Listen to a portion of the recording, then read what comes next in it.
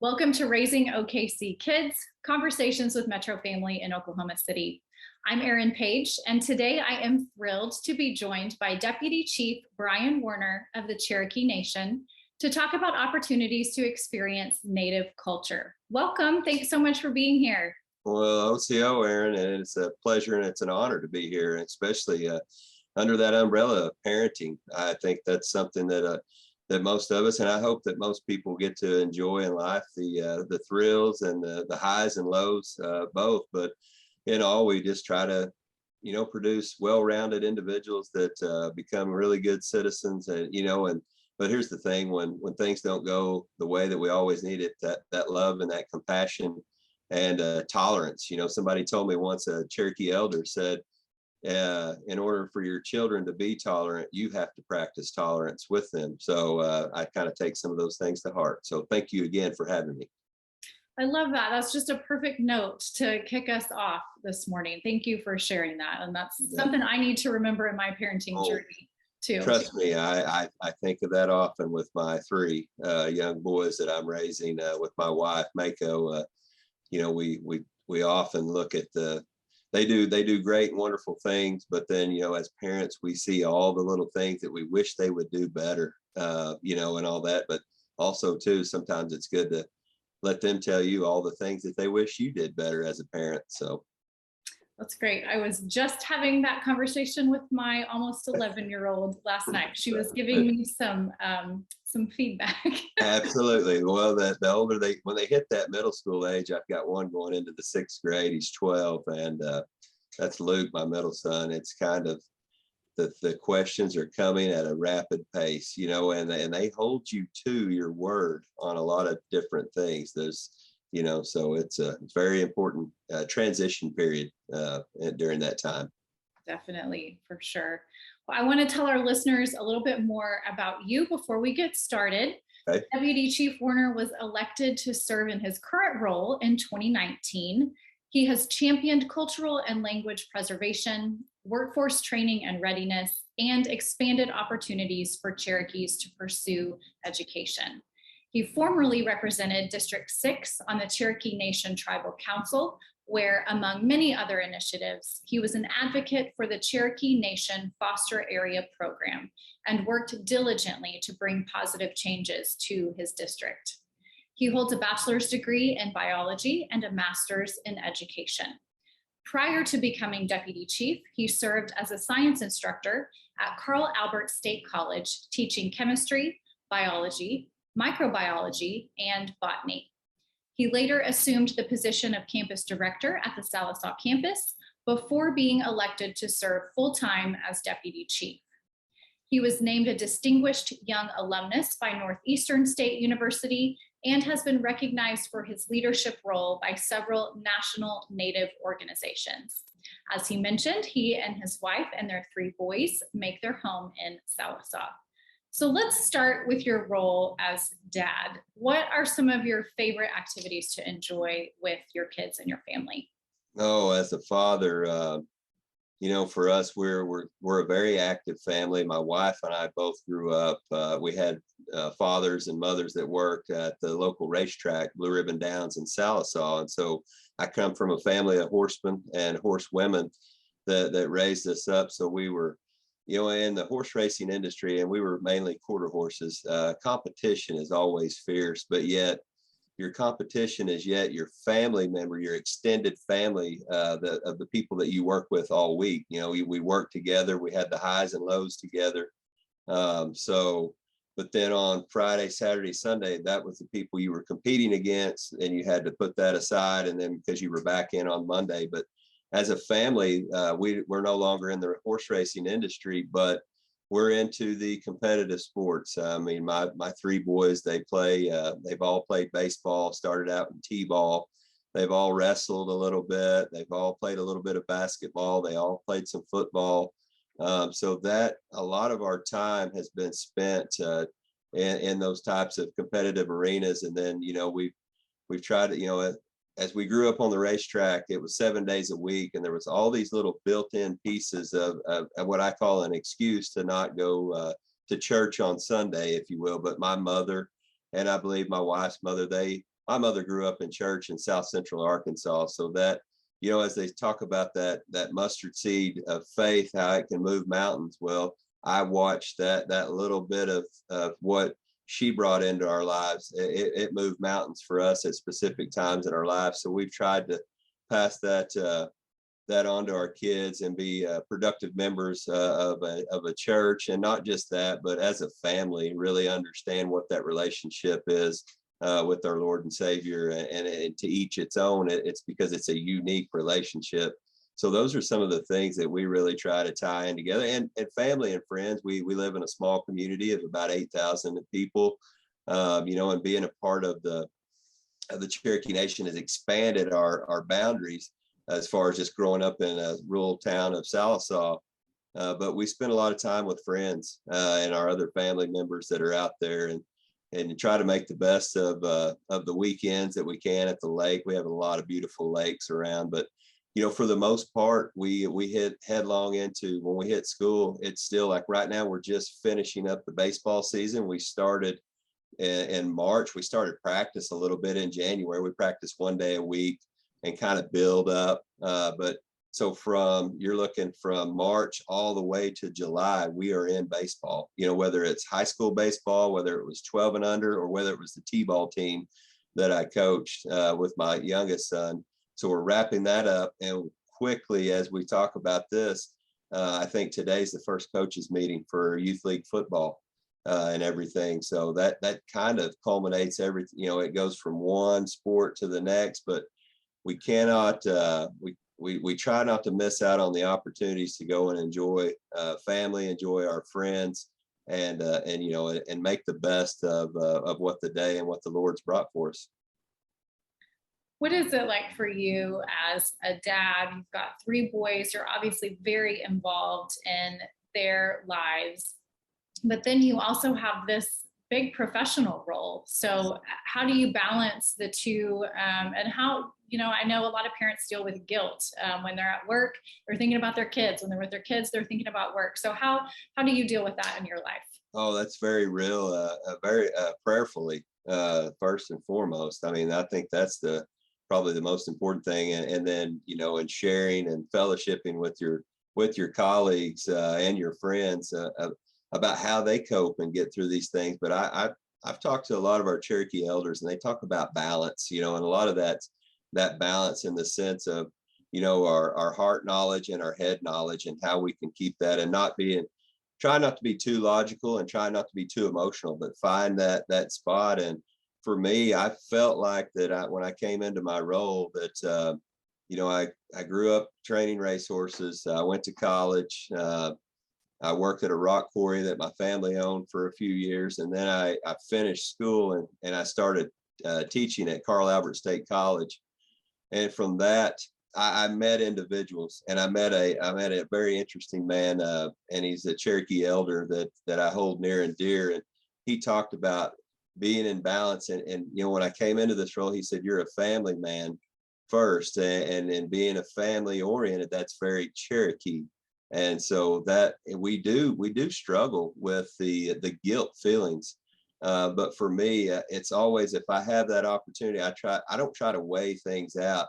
If it's a family event, if it's something that's important to the kids, I do my best to be there in those events. But there are certain times when absolutely that the professional side of life has to come in. And I represent a group of 428,000 Cherokee citizens who have families as well. So they become that extended family. And I think it's just explaining to your kids, explaining to your wife. And my wife very well understands the role that I'm in. She's a dental hygienist for the Cherokee Nation, and she works.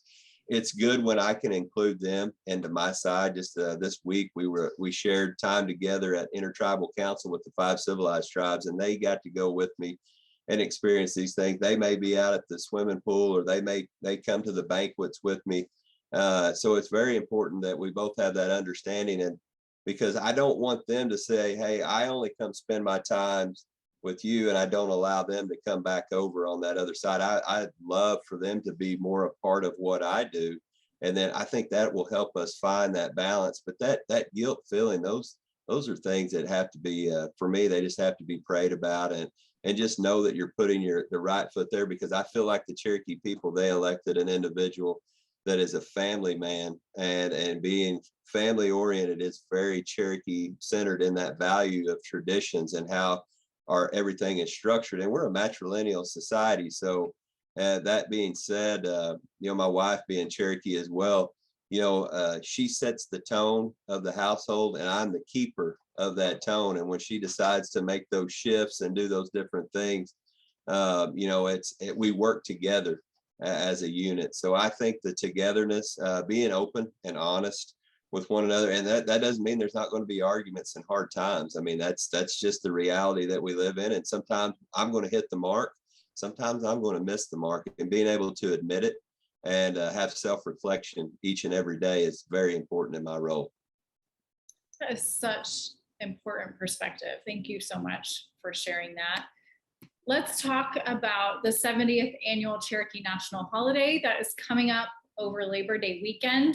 Yes. I understand there'll be a return to many of the in-person events and activities like a fishing tournament, cornhole competitions, traditional games, intertribal powwow, and lots more. So what are you most looking forward to about this year's National Holiday weekend? I'm looking forward to just hearing the stories during and after of how it was so wonderful to be able to get back together. And even at level, some growing concern in the air as COVID numbers do their thing, but also too as science takes hold into this issue. But that's what I look for, is watching. I'm a very good people watcher. I love to watch individuals interact with one another. And I think the big part for me is, it all kicks off. We have an honoring ceremony where we honor individuals for different awards, community service, statesman, just different things. That kind of kicks off, typically has been on a Thursday evening, and that gets us all started and talking. Our national treasures are awarded there. So we get to, we see 2 or 3 new national treasures at that time. That gets the excitement going. Friday's got events where you have golf tournaments and softball starts getting kicked off. But really, that parade on Saturday morning, the hustle and bustle of getting up, going to a legislative breakfast put on by Northeastern State University, and then being able to go down and hit that parade. It all seems like it's going really fast, but you can take a deep breath and slow down and get there. Then you get to hear the individuals get to sit around and you watch, and you're a part of history, because Cherokees have been doing this for some time, where they gather and they listen to their chief talk about the state of the nation and the state of which direction the tribe is going, where we are at currently. And I think that's exciting for me. And then, just having everybody be able to go enjoy the fiddlers contest, the quilt show. I've got a great group of quilters that I help support from from Sequoyah County. So I know how important that is. The car shows. There's a car club down in South, so I start hearing all these things at home, and just seeing people excited. And, and to our at-large citizens, what's so important, it's very important that they're tuned in and they're plugged into their culture and their traditions of what's going on here. And we want to know what's going on in their areas. So the hybrid format that's kind of culminated out of a couple of years of downsizing the holiday, but yet it didn't really downsize it. It right-sized it up. It upscaled it a little bit, if you will, on how many people can tune in. And so that's important to me, to know that they feel like they're a part of it, because you just don't know what afflictions of the world that individuals are going through. And that little bit of connection, it's so vital to the health of the individual, to the health of the community, and to the health of all of us.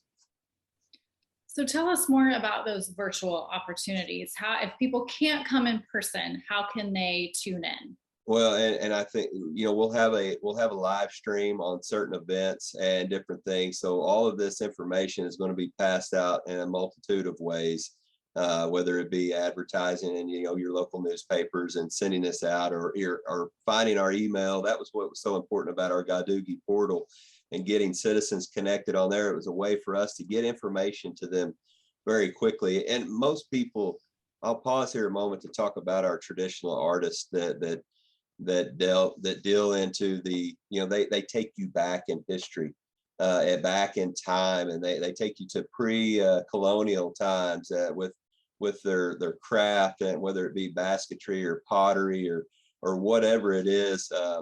It's so important. I know we'll have 3 different areas where we have crafts and stuff going on, but this traditional area for individuals that live at large, and to be able to come in and watch somebody go through bow making moccasins, making blowguns. And it's not just the art of making this, but during these times, this is what's so important about Cherokee culture, is as the individual is showing you these things, they're telling a story.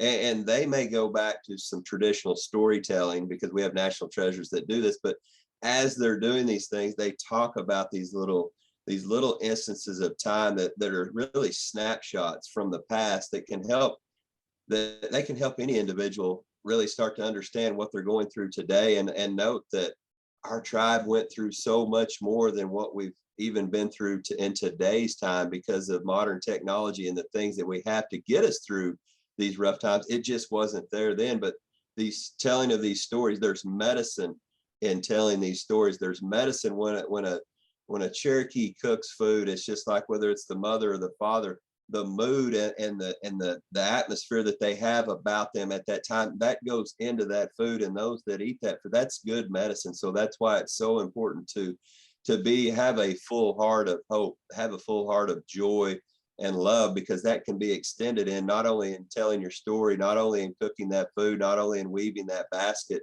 but really anything that we do. And I think we need that good medicine in the United States right now, whether it comes from the Cherokee tribe or another tribe or other non-natives out there, because I think so much. Just this morning, I watched the news, and there's important things going on that we need to know about. But yet, I used to teach chemistry, and I talked about that anxiety level of when anxiety rose, the ability to learn went down. They were inversely proportionate. So if I can lower anxiety, learning and other things go up. And those other things of being able to share love and grow love and to share those educational experiences is really important. And I think that's the value. That's why Cherokees valued education so much, and so forth, because they knew at the center of those things is a peace and harmony, and finding that balance in that individual, because it's really the sum total of all the things and all the individuals that make the big wheel turn. And I think it's the small things in life that really matter. And sometimes we don't give enough credence to those small things. So that small stream, it's no small feat to get a live stream into a cultural event that's that significant. But once we get that connected, it becomes a small piece of something that brightens a really big picture.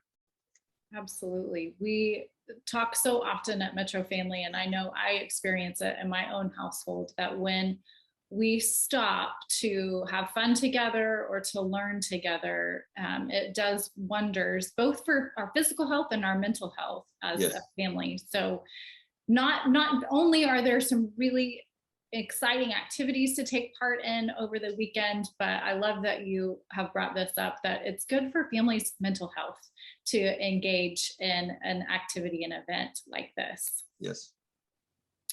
For folks who haven't attended a powwow previously, what etiquette tips should visitors be aware of when it comes to attending that intertribal powwow? I think coming in and being mindful of the cultural significance, and and you look at powwows. Traditionally, powwows are not Cherokee, but they're more. But Cherokees do interact, and we have a lot of Cherokees that compete and join in powwows and everything. And I think it's something to understand that it's a culmination of so many different tribes, and you may have 30 to 40 to 50 to maybe 100 to 200 different tribal nations represented, and things that are culturally significant to one tribe may not be the other. But I think if it's your first time, come in and observe, just as you would, and if you're going to the movie, there's certain things there that, you don't want to disturb the crowd or different things. But don't be afraid to ask questions. I think that's something in our society that we've started to lose a little bit of a handle on, is asking some of those questions, because I truly want to understand. And that's my hope for everybody, is understanding, because then they start to learn more about themselves and others. and we can get along. But that's some of the things. Come enjoy. Hey, bring a chair. Lawn chairs are always welcome. There'll be vendors kind of out in the outskirts. There'll be some food. You may find some areas with traditional food, but come to enjoy. Gosh, you get to see the little kids come out and dance, and the pageantry, and everybody, the fancy dancers and all the gourd dancers and all the different things, and you start to learn a lot because of the way that they'll line up, and the reason why they do this and why do they do that. So it's very important to come. I think just if it's your first time, hey, bring your lawn chairs, bring an appetite, sit back and do, watch the individuals, not just the ones that are out, and you talk about the dancers, but they've got to dance to something. So the drummers that are there, and the Indian, they'll talk about the northern drummers and the southern drummers, and the host, the MC, he gets excited, and when he gets excited, he'll give you cues throughout the night of what's going on and how to understand so much more. That's great advice. Thank you. As your team at the Cherokee Nation has navigated the pandemic the last few years, what have been some of the biggest challenges, and what has made you really proud of the nation as a whole? Oh, the first challenge is how can we get these resources? At first it was all, it was all about PPE, and it's all about sending folks home. We were one of the first tribes in Oklahoma, and one of the first, if you look at different things across, to send our most vulnerable home, and then and being able to reach out and use our collective buying power in different ways to get the appropriate PPE there. And initially it was for our medical professionals. When we were talking N95 masks, we were talking about our medical professionals. But as everything has evolved over time, and then being able, when the vaccine was available, being ready to roll that vaccine out in a way and provide it not only to Cherokees, but non-natives and other natives in our area. We really understood how blessed we were to have a healthcare system that was set up in a regional way, with our different clinics in different areas, and our hospital being able to pivot to expand our collaborations with other healthcare groups. It was amazing. And then you had your grassroots level of our community groups. We have community groups all over the Cherokee Reservation. We have community groups at large all over the United States, and being able to watch them shift and turn into volunteers that were almost like Red Cross trained. And we set up big time food drives all over to make sure that everybody had food. And at that time, stuff was going to waste. So we were able to contact partners across the United States so that milk wouldn't have to be poured out, that we could get that out to our communities. And, we're just so proud, the millions and millions of individuals that we were able to serve within our own reservation and outside. I can remember a time when the Navajo Nation was struggling with PPE, and we had an abundant supply at that time, and we were able to send masks and different things, hand sanitizer, to those other nations out there. That's what makes me proud, that we had taken time, during our good time, during when things were calm, we were still preparing for a storm ahead, and not knowing when that was going to be, not knowing what that is, and not really wanting to sit around and just worry and wait about it. We were prepared to move, and we learned so much over time, just as the entire country, just as the entire world learned over time. And I think one of the biggest, I was proud to serve with Chief Hoskin because of the level of compassion and care that man has shown, and me being a scientist, the level of courage that he had to listen to the public health experts, and and our blessings of having our own public health team here. And we were the first tribal nation to have public health accreditation, and that happened some years before the pandemic. But to be able to shift, and when nobody was talking about contact tracing, we were already doing it. And then all of a sudden, 2 weeks later, you hear it in the news, hey, they're contact tracing, people are like, what is that? Well, we already knew the different, the things that we were doing. So that was something, just blessed to be a blessing is what I could say is the most proudest, some of the proudest things that we have done. Thank you for sharing that. I think it's been in the midst of a very difficult time, it has been really beautiful to watch the tribal nations in Oklahoma, like you said, care not just for Native people, but for non-Native people, and the level of empathy and partnerships that have come about or been leveraged has just been, to me, it's been a bright spot in a really difficult time. Well, so thank you for all that you and your team have done. Let's talk now about fall travel. The Cherokee Nation capital offers so many opportunities to experience culture and traditions. What are some of the highlights for families specifically at the Cherokee National History Museum? And what other attractions would you tell families they should include on their list of things to do? Well, I mean, when you come here, obviously, you know, turning over the old Supreme Court building into the Cherokee National History Museum was no small feat at all. And the team at our Cultural Tourism Department at CNB, Cherokee Nation Businesses, they've done a fabulous job. I want to give thanks and kudos to them for, you know, having the wherewithal to get things done, but also be able to listen. They've got a team of traditional Cherokees that work alongside of individuals that may have not grown up Cherokee, and to watch them work together, and iron sharpens iron. You know, not every conversation, you know, somebody may have this idea and then we're able to augment ideas and do different things. But when you go down to the courthouse square and you walk into that building, I mean, it really tells the story from the beginning of time and until where we are now. And I think somebody can get so enriched, and then they offer space in there to highlight Cherokee national treasures. They offer space to highlight certain artists. They highlight everyday individuals, which are my favorite people in the world, that just get up every morning. They put their shoes on like we all do, you know, one foot at a time. They get up and they go grind, but there's stories of triumph. There's stories of resilience, not only through the forced removal and the things that our ancestors went, but you see that the fruit of the labor that they endured and the things that they endured still lives on, because when they got here to foreign land here in now what's known as Oklahoma, it did not take them long to start to pick up the pieces and patch that quilt work, that patchwork back to form that fabric of what is Cherokee Nation. And then immediately they start to invest in education. They invest in the female seminary. They invested in a male seminary, and they continued that legacy that our ancestors followed, which was the Creator, and so much that has been given, and so much as, you know, we're responsible for. So those are some of the things that you start to grasp when you walk into that National History Museum. But just alongside of that, you have the team has finished up a cultural pathway. We're getting ready to have a ribbon cutting over that. It's very important.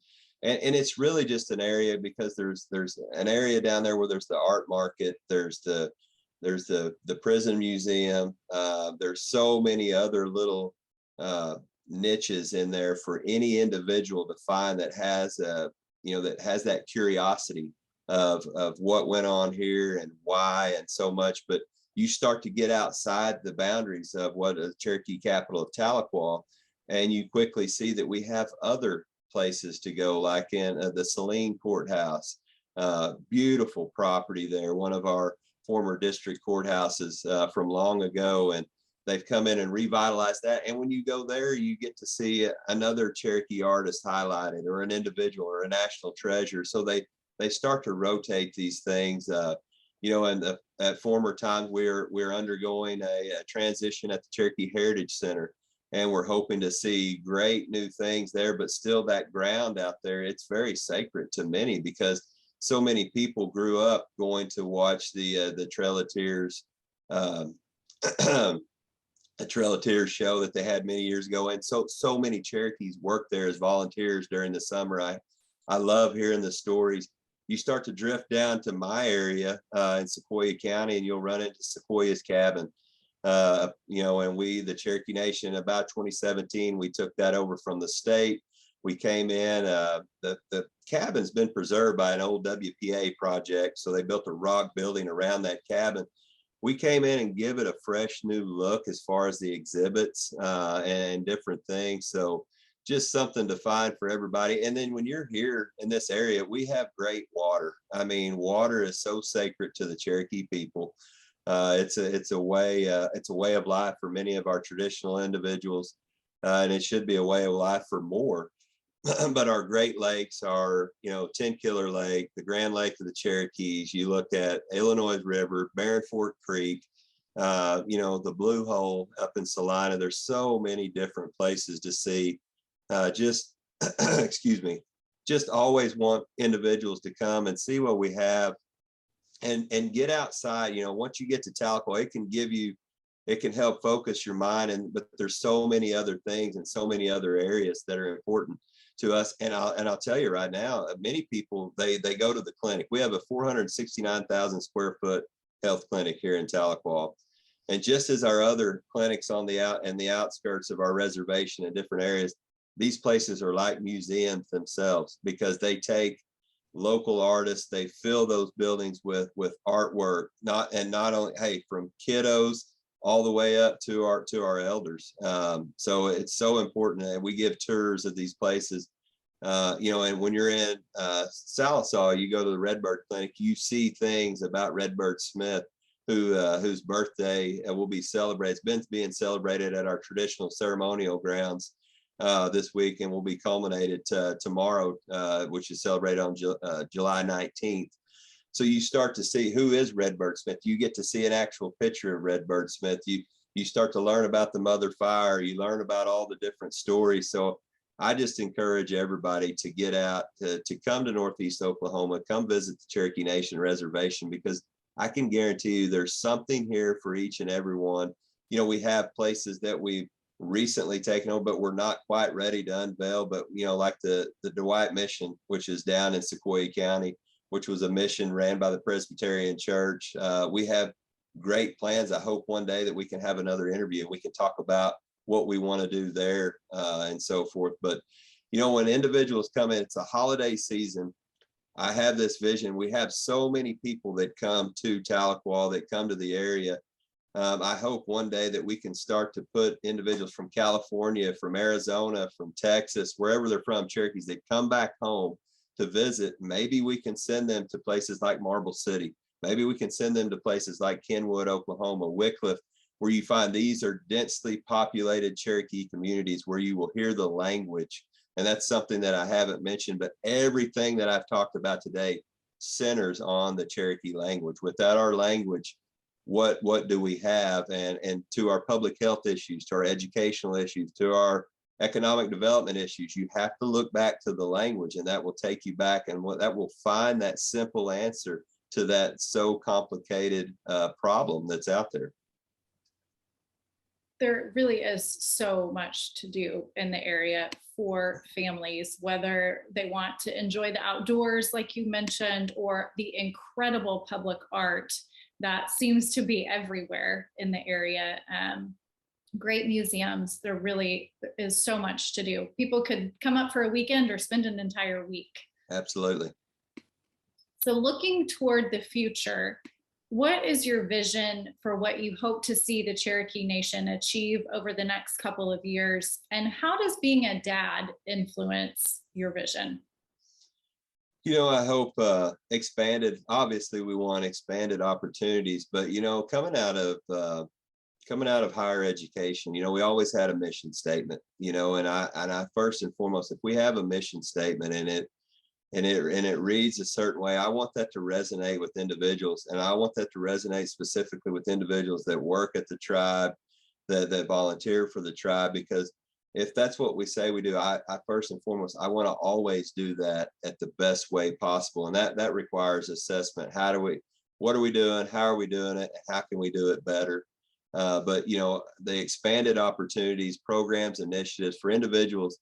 That way, for me as a dad, I want these individuals, just like I want my kids, to be able to take these opportunities and utilize them by utilizing the talent that Christ has given each of us. We just have to be diligent in that talent, but put that together to be able to augment and utilize that within their family unit, within their individual lives, the best way that they see fit. I always strive for my kids to find their own way. And there's always those proverbial cliffs that we tell these individuals, hey, they're there. But sometimes, just as I did as a young man, sometimes I just had to jump off, or I walked off that thing, but I learned a lesson. And so for Cherokees, for our government, the most important thing is we've got to preserve and we have to perpetuate our language. We have to protect our sovereignty. We have to, as an elected official, we have to follow our oath of office, and it's pretty clear that becomes our mission statement as an elected official. And a big part of that is serving the Cherokee people, and service comes in so many different ways. And for me, I have to be prepared each and every day to wash someone's feet, if you will, just as Jesus did at the table with the disciples. That's not to just, I hope that my kids understand that life is about serving, and when you do that, you guess what, other people are doing the same thing, and we all end up serving that purpose to take care of one another, and make sure that I want us, the Cherokee Nation, to be prepared for the storms of life that will come, because we can't say that they won't. There will always be something. There's always going to be a situation that needs a solution. But if we do the best that we can to provide and plant a seed today that will provide shade for our future generations, we're going to be all right. We're going to make things happen. And me, just being a country boy, today is the day to make hay while the sun is shining, and to prepare those individuals, and try to be an example for the entire state, for the country, and not that, we love to say that Cherokees do it better than anyone, but really what we mean is we can love, and we can show kindness and compassion as good as anyone. And there's a word in the Cherokee language called gadugi, and many individuals know it, and it's a sense of working together and making sure. We always want to see people do really big things, but I'm always for the little guy. I'm always for the small things that we do. And that was just the way that I was raised, running with racehorses and different things. The most simple thing that I could learn as a kid was to not run in the barn, because that scared the horse. And that was one little small task, but it meant so much to the overall success of what we did. And I think here, learning these small things, being appreciative of what everybody brings to the table. And I think that's the most important thing. That's my vision for the future of, being able to perpetuate these things that are Cherokee, finding that understanding. And not only that, not only are we asking everybody to understand cultural traditions and values and cultural sensitivity from us, but I want to understand, how do they see these things, and be open to the hard questions that they want to ask, so that we can all come together better. As we wrap up today, I know that parents have felt a lot of heaviness the last couple of years, are still feeling a lot of heaviness. So I like to end these with some hope for people, whether it's at home, in your work, or out in the community. What is giving you hope right now that you think could encourage other parents right now? That things are moving on, that we're picking up the pieces and doing the best that we can, and trying. I don't want people to, the fact that we're not going to miss good by trying to be perfect. This world, there was only one perfect being that came on this earth, and it provided a roadmap. And to remember, for me, is that what provides my hope, and for others, is that there's light unto that path, and it only lights up enough for one step at a time, but each step is really monumental in what we do. And the fact that people are still getting up and grinding each and every day to make things better, our school systems, recognizing that things could be better, but finding that way to come in and have the resolve to be able to come together and remember that conflict resolution is something that is real and is very much needed. And it doesn't mean just because we have an argument that we don't still come back together and still fellowship. So that's what gives me hope. I see people starting to put those pieces back after we had kind of all been sequestered for some time, and now getting back out. People are starting to ease back into the way of life, and I have the utmost hope, in our Savior and in our Creator. He built each of us, and before we were even formed in the womb, He knew us exactly, and we're all here. There's no mistake why you and I are here today, while each and every individual that is living today is here for such a time. And I think my hope is for everybody to realize that they have something to offer. It does not matter how big, it does not matter how small, because remember that sum total of the small things is what makes life really go. Thank you so much for this today, Deputy Chief. This has been a message that I needed, an encouragement that I needed in my parenting journey, and I know it will be encouraging for others too. Well, thank you for having me. And like I said, it's an honor. I consider it a privilege each and every day to get up and represent the Cherokee Nation, but more so to hopefully represent my family and what they want to stand for and everything. And my kids, as we all say, our kids are everything. And once they were born, my wife and I looked at one another and said, hey, this individual is more important than you. It's more important than me. And, and those individuals that are out there, that may not be able to have kiddos, that may not, for one reason or another, there is so many kids in foster care. There's so many opportunities for adoption. And I know not everybody's equipped for that, but I just ask everybody to be prayerful in those things, because, it hurts my heart to think that there are teenagers out there that because of their age, they get picked over because everybody wants a younger child in that foster care system, but not everybody. So, always be mindful of those teenagers, because that transitional period of them going into becoming productive citizens is an important transition. And I know there's individuals out there that can make that happen. So again, Erin, thank you for having me today. Thank you. And I know that that is such an important topic for you. And as we have reported on kind of the state of foster care in Oklahoma, I know we have really encouraged people to, even if becoming a foster parent or an adoptive parent isn't the right thing for you, there are still, I think, responsibilities and ways that we can all help, whether it's respite care or providing a meal to a foster family. Lots of good ways to get engaged and support foster families. Yes, I agree 100%. Well, thank you again. Thank you everyone for listening. Join us next time on Raising OKC Kids.